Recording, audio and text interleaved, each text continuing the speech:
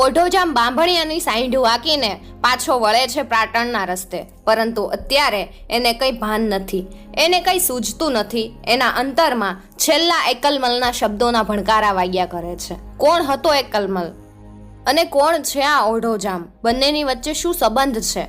એ બધી વાત આગળના વિડીયોમાં મેં તમને કરી છે. જો તમે એ વિડીયો ના જોયો હોય તો એની લિંક મેં ડિસ્ક્રિપ્શન બોક્સમાં અને આઈ બટનમાં આપેલી છે. પહેલાં એ વિડીયો જોઈ લેજો. ત્યાર પછી આપણી વાત આગળ વધે છે કે જે સ્વર્ગલોકની અપ્સરા અને મૃત્યુલોકના માનવી વચ્ચેના પ્રણયની છે, અને એ વાત એટલે હોથલ પદમણી.